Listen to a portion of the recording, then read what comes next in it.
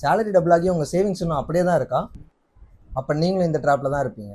மாதம் 20,000 சம்பாதிக்கும் போது என்னால் வெறும் 2,000 தான் சேவ் பண்ண முடிஞ்சது. அப்போ நினச்சேன் சேலரி இன்க்ரீஸ் ஆச்சுன்னா என்னோட சேவிங்ஸும் இன்க்ரீஸ் ஆகும் அப்படின்ட்டு.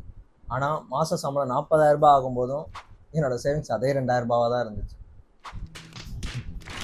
நம்ம ஊரோட சாபக்கேடு என்ன தெரியுமா? பணக்காரனா ஆகணும்னு நினைக்கிற ஆளை விட பணக்கார மாதிரி ஷோ ஆஃப் பண்ணணும்னு நினைக்கிற ஆளுங்க தான் அதிகம். நானும் அப்படிதான். சேலரி ஏறினதும் iPhone, branded watch, branded shoes, branded ட்ரெஸ்ஸுன்னு இப்படி லைஃப் ஸ்டைல் மட்டுமே அப்டேட் பண்ணிட்டு இருந்தேன். ஆனால் லைஃபு அப்படியே தான் இருந்தது. இதுக்கு பேர் தான் லைஃப் ஸ்டைல் க்ரீப். நான் சொல்கிற மாதிரி ஃபாலோ பண்ணி பாருங்கள். Save now, spend later.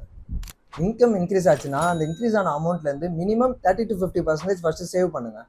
Balance இருக்கிறத உங்கள் லைஃப் ஸ்டைலுக்காக ஸ்பெண்ட் பண்ணுங்கள். இது உங்கள் லைஃப்பையும் அப்கிரேட் பண்ணும், உங்கள் லைஃப் ஸ்டைலையும் அப்கிரேட் பண்ணும். நீங்கள் கடைசியாக பண்ண லைஃப் ஸ்டைல் க்ரீப் என்னன்னு கமெண்ட்டில் சொல்லுங்கள்.